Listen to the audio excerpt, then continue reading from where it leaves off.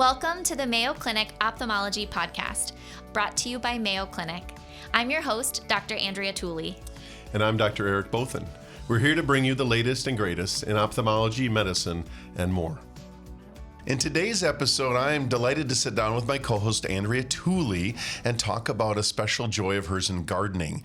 As you know, Dr. Tooley is assistant professor here at the Mayo Clinic. She is a force in oculoplastics and social media. She's our program director for residency and is the AAO-YO's committee chair. She leaves a mark in our department in lots of ways, but leaves a mark in her garden, and we're going to learn about tips, perspectives, things we can do to help your garden grow or my garden grow, which suffers in so many ways. So enjoy the opportunity today to learn about gardening. Welcome, Dr. Tooley. Oh, it's so good to sit down with just the two of us. This is great. Yeah, we've certainly enjoy for our listeners giving them pearls and tips for their clinical practice, for administrative roles, for finance, in all kinds of ways in their life. But we all have personal lives, and I have appreciated that you are quite a gardener. Well, thank you. I am. It's an absolute joy, hobby, passion of mine. And it's so important, like you said, to have a personal life and to have hobbies. And I think sometimes in medicine, we let those fall away. And when we're raising young kids and working on our family, we kind of lose sight of our own personal joys. And gardening, growing my own food, tending the land, living on our little hobby farm is such a passion of mine that it's a huge part of my life.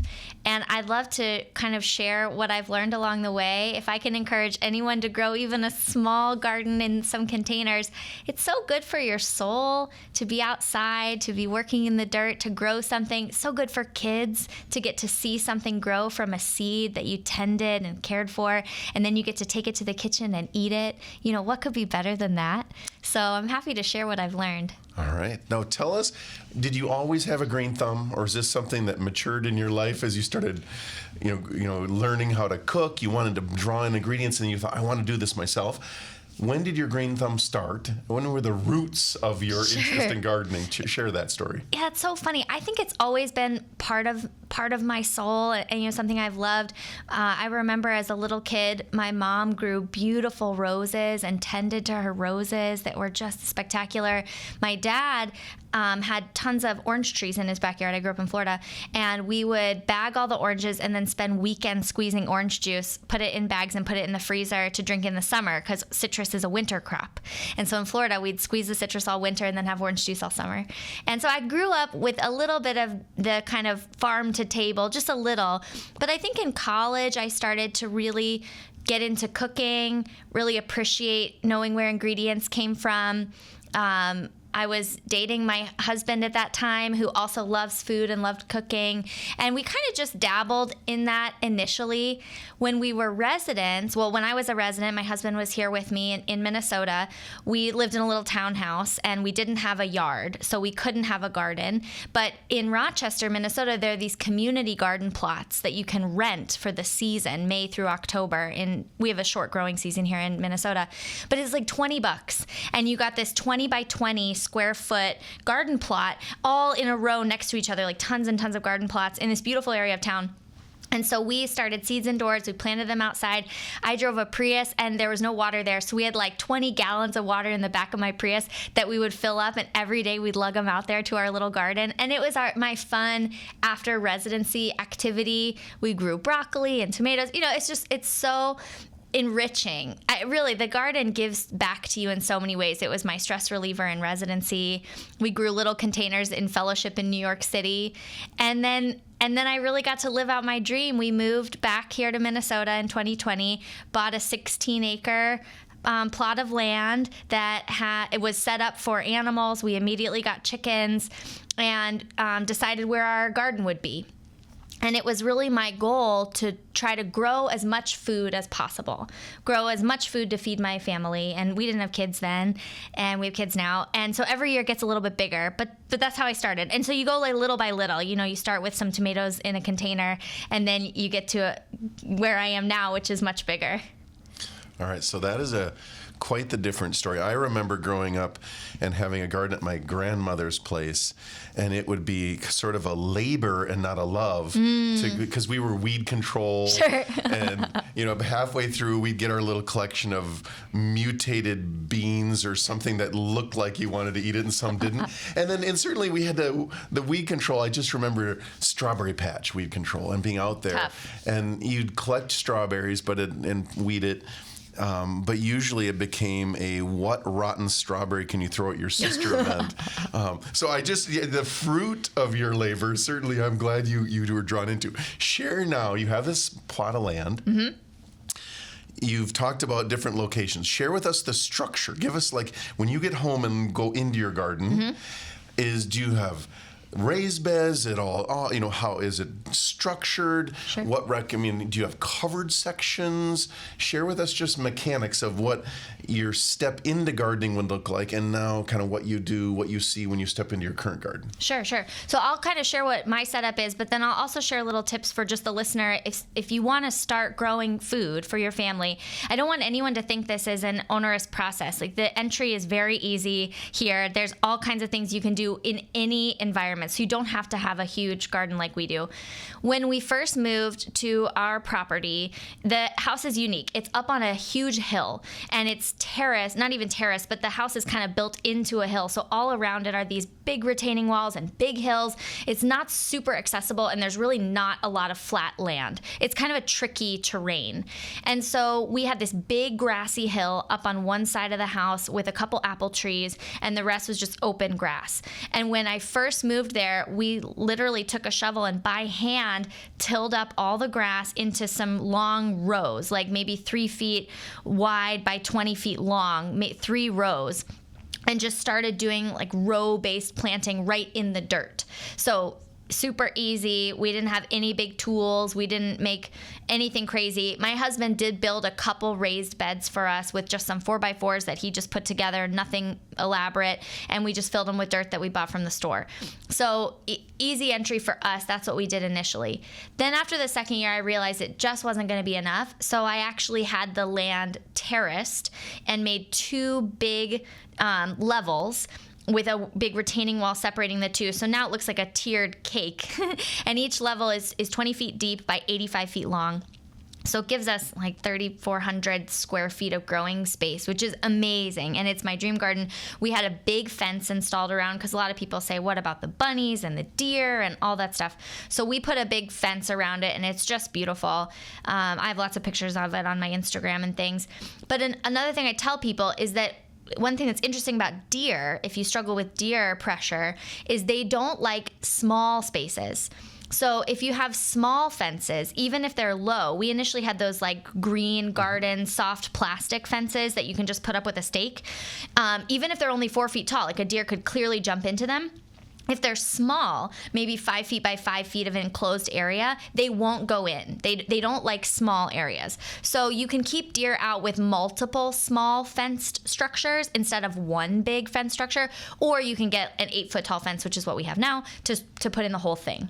So if you do have, this is fascinating, it's almost like they don't like to be in little cages. Yep. So if you do have a garden that's, say, 10 feet wide by 20 feet or something. Yeah. Could you actually put fence around it and then little dividers Yes. to make it seem like little Absolutely. mini cages that they stay out of? Yep. Okay. If you have little dividers and they're little enclosed spaces, they won't jump into there. So that'll help keep them out. Bunnies are tricky, but they won't jump over something tall. So as long as it's fairly secured at the bottom, they won't get in. And so we've done okay. We shockingly have not had much pest pressure in that space. And that's how we garden now, which I love it up there. It's so beautiful. It overlooks this big hill and you can see the whole valley, and it's just so peaceful and rejuvenating. You think of a hard day in clinic or a hard day in the OR, and then you get outside in the fresh air, your feet in the dirt, your hands in the dirt. There's just nothing better. So if you were going to pick in the space, or let's say someone doesn't have the beautiful terraced oasis you have, but you have a spot you want to work with, and you till it up in whatever way you want to do. Mm-hmm. which plants, which vegetables or fruits are the early entry? You're going to nail them. They're going to grow, and you're going to be okay in our climate. I love this question because it's so important to decide what you're going to grow. And I think people get turned off because they don't really decide, or they don't really know what they want to grow. And they get overwhelmed thinking there's too many things to grow. So the first is just grow what you eat. Think about what you eat, and that's what you want to grow so that you can supplement how much you have to get at the grocery store. Lots of people, I think, try to grow herbs because they seem like an easy entry plant to grow, but herbs are kind of tricky. They're all a little different. They're a little finicky. They're actually not my favorite, and unless you're just like downing lots of herbs, it wouldn't be my first recommendation for easy things to grow. So things that are easy, that are very kind of satisfying. You plant them in the ground, you get something quick, like very fun to do with kids, and you can do them early in the spring, are something like radishes. Radishes are so easy to grow. They're like a 30-day turnaround from seed in the ground to pulling a radish out. They grow really easily. They don't have a lot of pest pressure. They're super fun to put on salads. They're beautiful. They're not the most common thing you get. So that's very easy. Another thing in the spring I'm about to direct sow are snap peas. Kids love snap peas. They're crunchy, they're sweet, they're so delicious, they're very easy to grow. You do have to trellis them up, so you have to put something for them to climb on. But these are things that you direct seed. You put the seed in the ground, and you will get something out of it. Radishes, you put them right in the ground. Snap peas, you put them right in the ground. Carrots, I think a lot of people want to grow carrots and they're disappointed because they feel a little tricky. And I just had a friend who was starting carrots indoors inside in some grow pods. Let me tell you about carrots. They are a tap root, a long root. So the whole carrot's a long root, does not like to be disturbed. So it wants to go directly in the ground. It doesn't like to be transplanted. So if you want to do carrots, you put them right in the ground. The seeds are teeny, teeny, tiny, and they like to be sown right on the surface of the soil so they dry out easily. So you got to water them like every day. Or if you're hardcore, I mean, I grow like 200 pounds of carrots because they last us all year. We still have carrots in our fridge. I never buy carrots because I grow so many. So I actually cover mine with some burlap, and then I water directly on the burlap to keep the seeds kind of moist. So you lay the seeds on the ground? Yep. Or do you rake them in at all? Nope. I sprinkle the seeds right on the ground. Yep. I'll make like a teeny little tunnel with my finger, just an indentation to put the seeds in a long row, sprinkle the seeds right in, cover them with burlap, and then water the burlap every day. Then the seeds don't get disturbed. They don't need light to germinate, so they're okay being in the dark. And then once they take hold, there's no stopping them. Then you've got great carrots. Then you're golden. But I think people can get frustrated with those just because. Do you have to have softer soil for those too? No, we have clay. We have really dense soil, and I've been shocked how great of carrots we've had, even in dense clay soil. So what I'll tell people is pick what you like. Even in pots, lettuce is great. I love growing lettuce. You can grow lettuce in pots.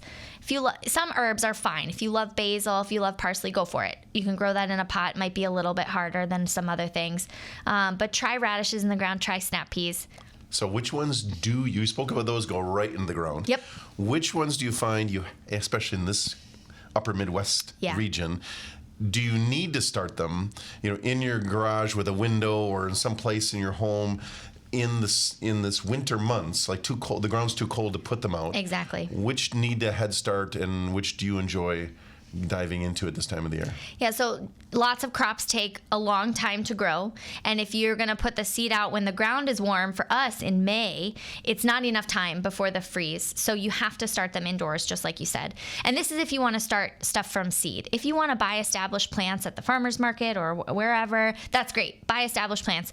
Don't do the headache of seed starting. I think seed starting is really exciting. It's like a fun science project, and it's a little bit challenging. You feel like you're really in it if you're starting your own seeds indoors.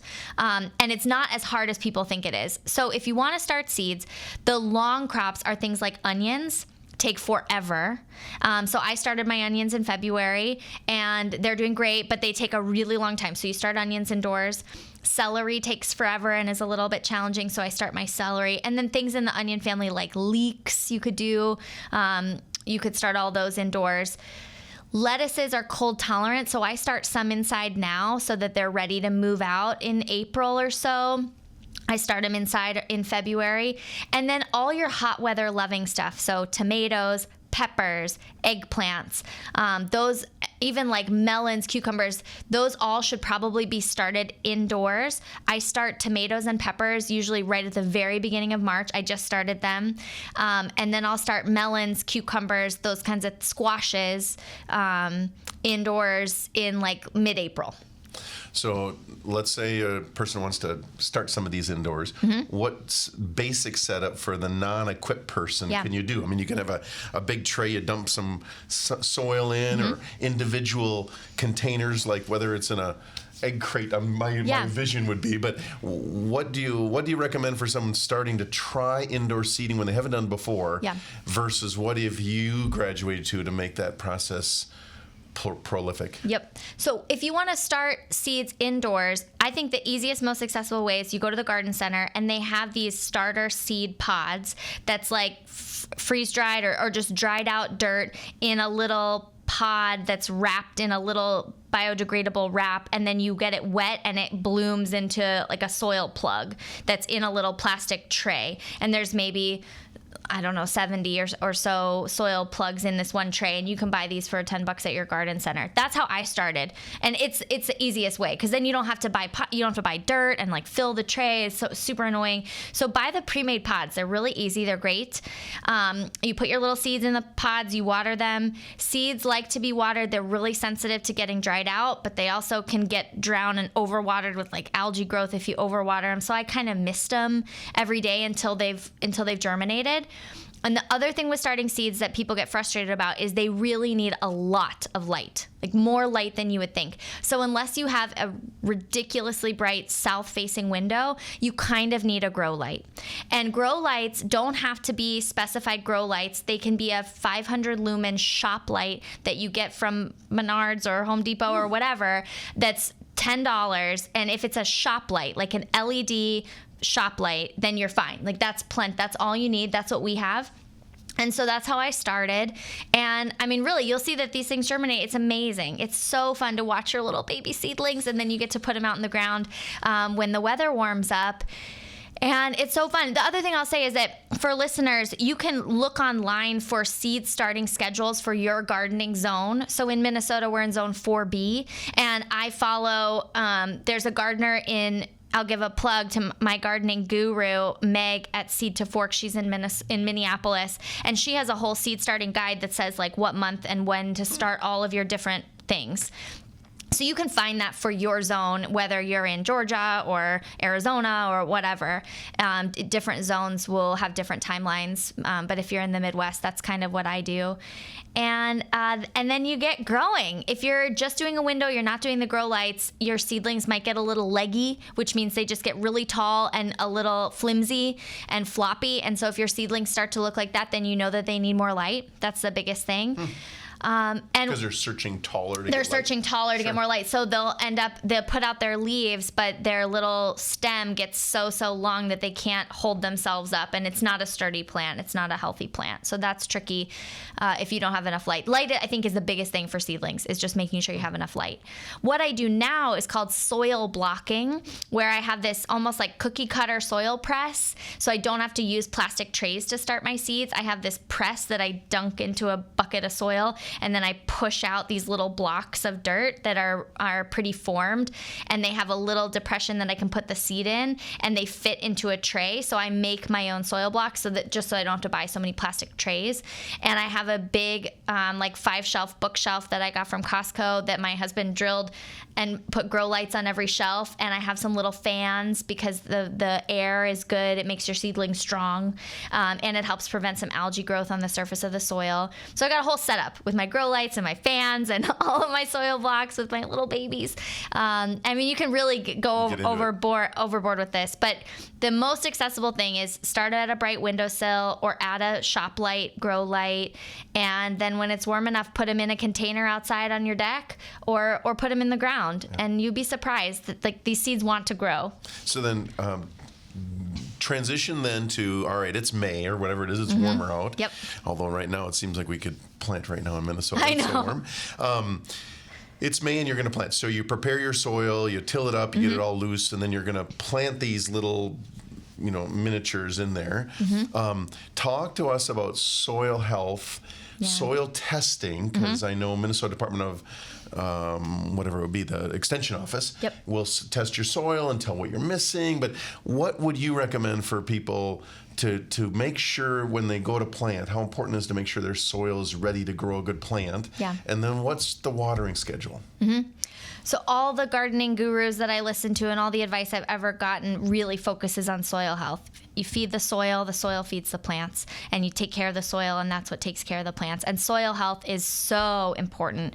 And I mean, this kind of gets to next level, more intense gardening things, but the structure, the microenvironment of your soil, all the microorganisms living in your soil, they're also so important. And you'll find that there's two camps, one very anti-tilling and one pro-tilling. And I tend to lean on the more no-till garden or no-dig gardening spectrum, where you want to maintain the infrastructure of the soil.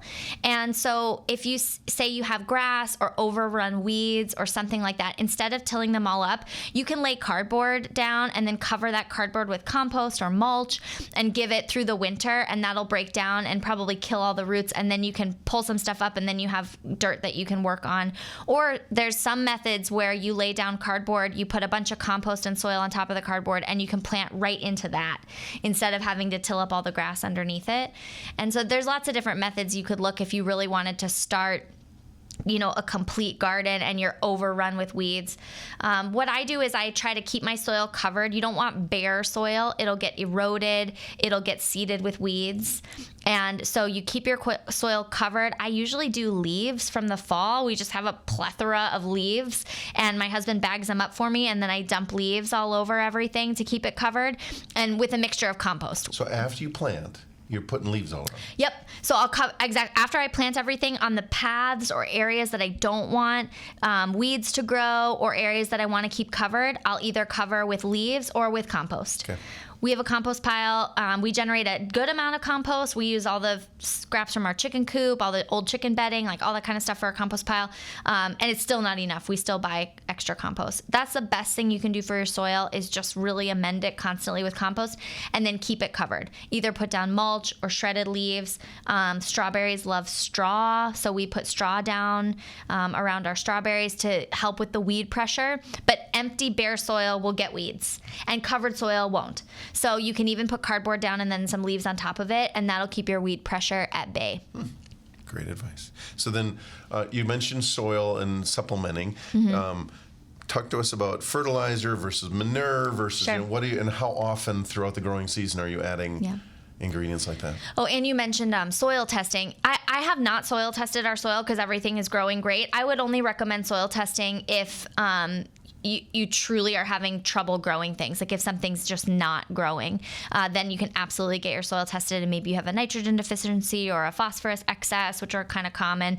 But it gets a little complicated, and I'd say if things are growing, like I wouldn't even worry about soil testing. Vegetables love fertilizer. They really do. And I think that was a mistake I was making early in my growing years, where I wasn't fertilizing anything because I just didn't think it was necessary. And it really does give you better plants. So you can use fish emulsion or just organic fertilizer or whatever you want from your garden store that you like. And then compost to amend the soil, which compost is really kind of a fertilizer in and of itself for the soil. So feed your plants, feed the soil. That all kind of helps make things better. In terms of pest control and spraying, we've been really lucky. We don't use any pesticides. We don't spray. We do get overrun with Japanese beetles in the early summer, and those you literally have to pick off by hand into a bucket of soapy water. Oh yeah. I go out every morning and pick them off by hand. No, it's crazy. Right. There's nothing good to spray for them. It's just one of those things. They come and then they go. Other pests. And if you don't, they'll degrade the plant. Yeah, they skeletonize the leaves. They eat the leaves. They usually leave the fruit alone. If you have Japanese beetles, one thing that's helped us is that we have a decoy plant, what's called a decoy plant. So you plant something that they love.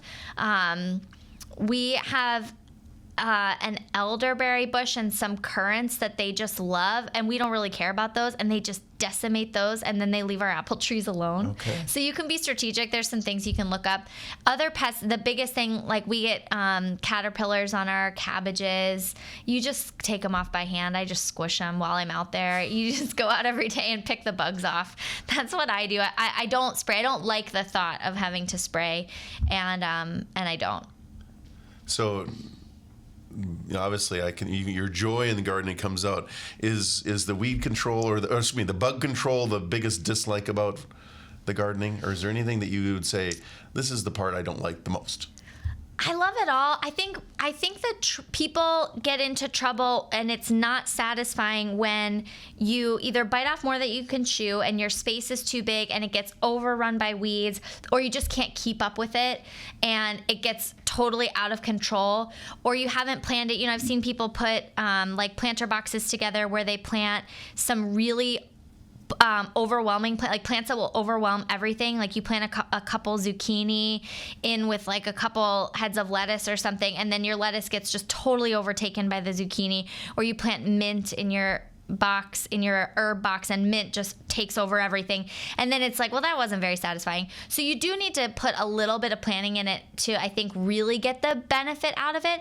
But I like weeding. I mean, I like being there on my hands and my knees. It's good exercise. It's fun. The kids just run around and play in the garden. And I think as long as you're getting fruit and you're getting vegetables, you're getting things growing, then it's totally worth it. You're like, oh, I was out there weeding for an hour, but I brought in this huge bounty of all these beautiful green beans and a couple onions and some beautiful tomatoes, and look at this zucchini. And we grew our own pumpkins, and we carved our pumpkins for Halloween for the first time this year. It's all so that brings satisfying. up a sore spot. Oh, yes. What? I planted 5 pumpkin plants last year. Okay. And I think I got 2 pumpkins that were the most dwarf little sad things in the world. Yeah. Why? Any advice? I need help. I actually like carving pumpkins for the Minnesota Lions carved and the everything. most beautiful pumpkins. I know, but I've been strategic getting the biggest pumpkin seed examples, and I'm trying to get ready for this next season. But I'll grow you some any pumpkins. suggestion? Yeah. They think they like sandier soil. I put them at the base of my trellises. I was so I couldn't I'm even so sorry. carve mine. Were they sunny? They like a lot of sun. No, I know. We'll see. Okay, I'll have need to your give you help some on that. pumpkin advice. All right, That's so let's funny. transition here at the end to the fall, because obviously you're doing all this to harvest, and you're harvesting. I mean, as you mentioned, the radishes are coming in, and throughout the year. But in the fall, you suddenly have an army of rows and rows of produce. Yes. What's your approach? I mean, oftentimes you're eating things like lettuce as you go throughout the year, but suddenly you have tomato plants that there's no way you can keep up with. How do you handle the back end? Because you mentioned you have carrots even now from last year. So what's your approach to preservation and enjoying it throughout the winter?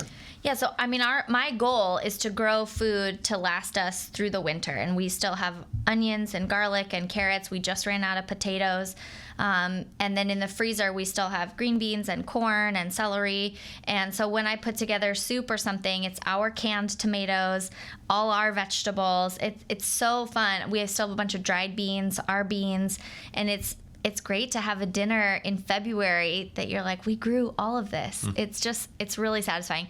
So I got into canning, and I only can easy stuff. I don't do anything hard.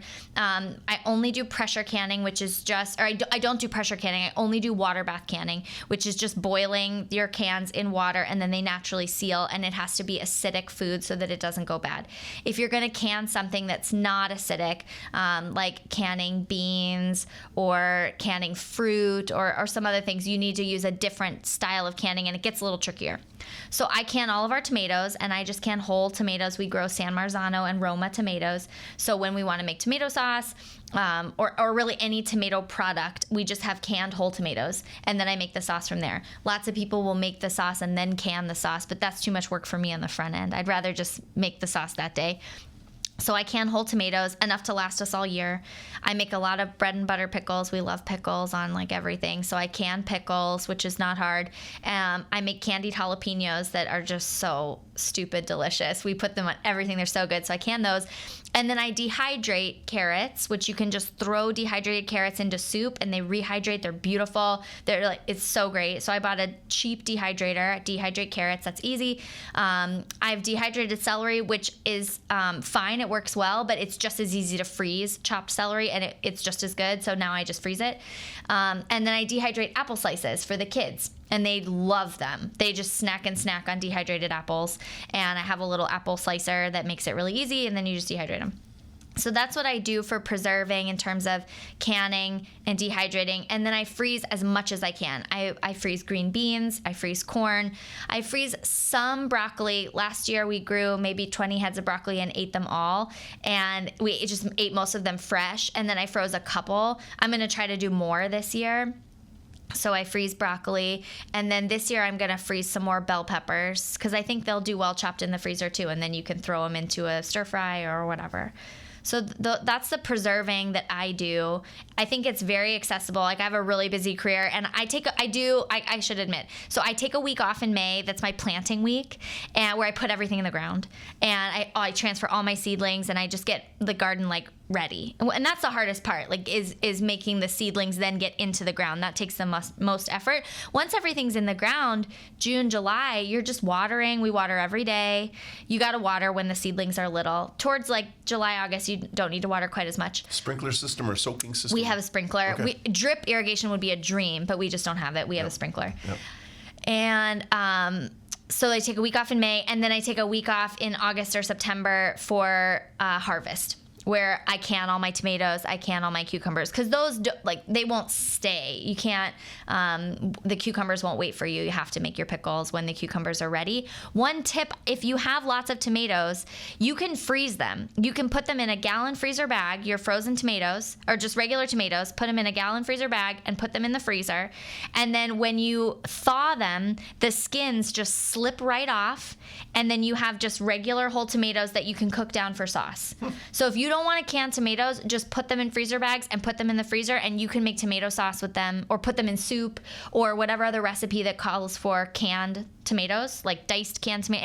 Anytime you'd use a canned tomato, you can use that. So that's easy. And then I would just encourage people to freeze more of their veggies. I freeze bags and bags of frozen kale and spinach that we use for smoothies or soups. It's great. It's just so great. I'm excited to come over and have soup in Right? February. Yes, come on over. No, it's just has been a joy. Any other tips that we've missed? Because you are just full of them. I know. I don't want to overwhelm people. So here's my biggest advice. If you don't grow anything and you've never grown anything, try tomatoes or green beans this summer. Super easy, super forgiving. Buy some plant starts from your farmer's market or your local garden store. Green beans are so fun for kids because they can snap them right off. My 2-year-old loves picking green beans. Tomatoes are just easy to grow. They're very forgiving. Things like lettuces are really easy to grow in containers, and just keep on giving. And just have fun. It's like trial by error. Just have fun. Some of my favorite podcasts, I love the Joe Gardner podcast. I've learned so much from him. He's in Atlanta, has a beautiful garden. And YouTube is just a plethora of information. You can't go wrong. Like, what's the worst? I always tell my husband, I'm like, what's the worst that's going to happen? Like, the plant dies. Like, you might as well try. So it'll be great. You grew a grapefruit size giant watermelon is my worst thing. So sad. No, all right. This has been delightful. Thank you for sharing all of your tips. You certainly, plant enthusiasm through Yo's and through our residency, and pollinate all sorts of us, and how your enthusiasm for ophthalmology. And in this case, it's also just exciting to see you share this personal interest for all of us listening to your expertise in gardening. Thank you, Eric. I hope everyone grows a garden this year. We'll have an ophthalmology garden across the world. Thank you again. You can find all episodes of the Mayo Clinic Ophthalmology Podcast on our website. Thank you for listening, and we definitely look forward to sharing more